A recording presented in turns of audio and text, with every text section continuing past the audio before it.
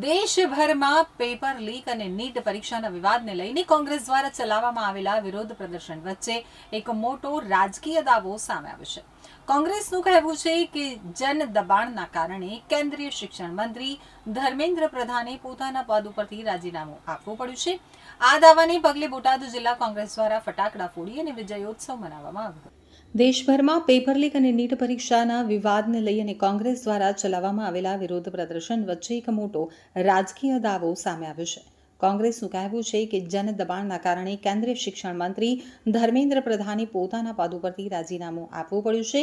આ દાવાને પગલે બોટાદ જિલ્લા કોંગ્રેસ દ્વારા ફટાકડા ફોડી વિજયોત્સવ મનાવવામાં આવ્યો છે. તો દેશભરમાં પેપર લીક અને નીટ પરીક્ષાના વિવાદને લઈ અને કોંગ્રેસ પક્ષ દ્વારા વિદ્યાર્થીઓના ભવિષ્ય સાથે થયેલા ચેડાના મુદ્દે સતત આંદોલન અને વિરોધ પ્રદર્શન કરવામાં આવ્યા હતા. કોંગ્રેસનો દાવો છે કે દેશભરના કાર્યકરોના અવિરત સંઘર્ષ અને જનતાના ભારે દબાણ સામે કેન્દ્ર સરકારને ઝૂકવું પડ્યું અને કેન્દ્રીય શિક્ષણ મંત્રી ધર્મેન્દ્ર પ્રધાને પોતાના પદ ઉપરથી રાજીનામું આપવું પડ્યું છે. ધર્મેન્દ્ર પ્રધાનના રાજીનામાના દાવાને લઈ અને બોટાદ જિલ્લા કોંગ્રેસ દ્વારા ફટાકડા ફોડી આતિશબાજી કરી અને વિજયોત્સવ મનાવવામાં આવ્યો છે.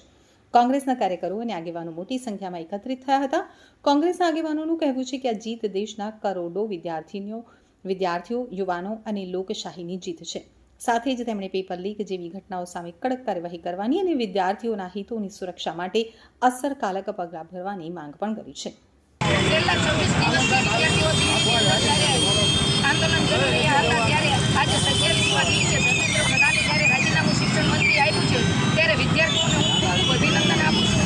જેને સહયોગ આપ્યો છે અને અમે પણ જ્યાં સુધી આવો વિદ્યાર્થીઓ સાથે અન્યાય થશે ત્યાં સુધી આવનારી આપણી ભારતની પેઢી છે જ્યાં સુધી વિદ્યાર્થીઓ સાથે અન્યાય થશે ત્યાં સુધી કોંગ્રેસ એની પડખે ઊભી હશે અને સતત આ બધા ભારતવાસીઓનો પણ હું ખૂબ ખૂબ દિલથી આભાર માનું છું જેઓએ આ વિદ્યાર્થીઓને સહયોગ આપ્યો છે. કોંગ્રેસ તરફ શા કારણે?